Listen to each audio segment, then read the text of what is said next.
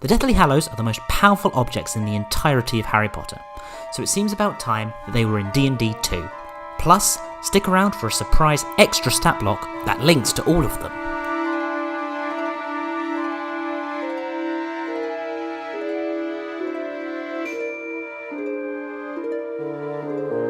So, the Elder Wand, the Resurrection Stone, and the Cloak of Invisibility. Together they make the Deathly Hallows. So first, the Elder Wand. Clearly a +3 wand, giving that boost to both your spell attack modifier and your spell save DC. The Elder Wand also has a range of extra abilities. First off, it contains 50 charges, which can be used instead of spell slots, with one charge being equal to one spell level.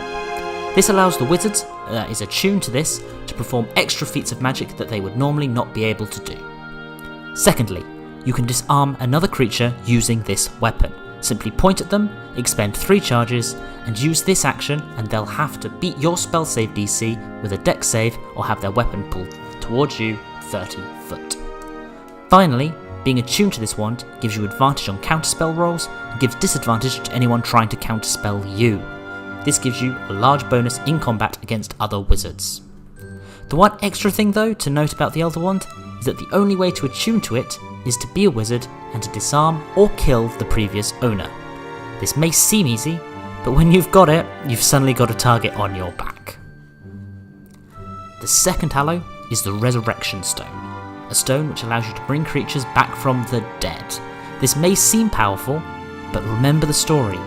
Those brought back with this stone don't feel like they belong in this realm anymore. Therefore, you are only able to cast Animate Dead with this stone once per day, creating a zombie from a corpse. The only difference between this stone's Animate Dead and the regular Animate Dead is that this zombie is able to speak the languages it could in life and keeps its memories that it had during life. The other ability that this stone grants you is the ability to speak with dead as per the spell. You're able to do this targeting any creature you knew in life, even if you don't have a body part to use as the material component. The conversation with the dead can last for as long as you want and only ends when you choose it to do so. This, unfortunately, is the least powerful of the Hallows, but it can still come in useful from time to time. Finally, we get to the final Hallow, the Invisibility Cloak. This already does have a version in D&D, and it is quite rightly in the Legendary tier. However, this cloak was made by Death himself in Harry Potter, so it's time to push this up to the artifact level. Firstly, we'll drop the time limit. Given the fact that we see Harry using the cloak for entire nights at different points in the films and books, it seems silly to only give it 2 hours. The other thing we'll do is we'll add a condition protecting the wearer from death. The story of the 3 brothers and the Deathly Hallows said that Death couldn't find the final brother while he was wearing the cloak. In that vein, we will say that if you are invisible wearing the cloak and you drop to 0 HP, you are instantly stabilised but do fall unconscious. If a creature finds your body and takes your cloak, you remain unconscious but are not protected from any extra attacks or death going forward.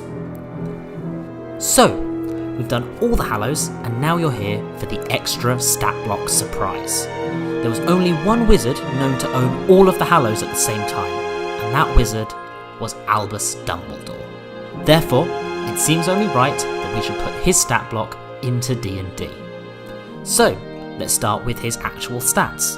Dumbledore should be relatively high in all the stats apart from possibly strength and dex. We know he's very smart and he's very wise, and he was a good public speaker, and he was also able to withstand a curse for a year and drink all that potion in the cave. He has shown feats of power, but those are more linked to his magic rather than his physical prowess. We'll put his speed as the normal 30, and we'll say that he has resistance to damage from spells, similar to archmages. Makes sense. Dumbledore can speak a variety of language, so you can manipulate this for your campaign however you want it, and has a proficiency of +5. This leaves his spell attack bonus at +13, and his spell save DC at 22. Given that he is carrying the Elder Wand. His spell list, as you can see here, contains a large variety of different spells, and you can see that he is attuned to the 3 Deathly Hallows as we have just gone through in this video. He also has magic resistance, giving him advantage on saving throws against spells and other magical effects, and he is adept at fire, cold and lightning spells, meaning when you are attacking with these spells, any one roll during damage can be treated as a 2. The only other action he has is Call Forks, which will allow his trusty Phoenix to come and help him when he needs him.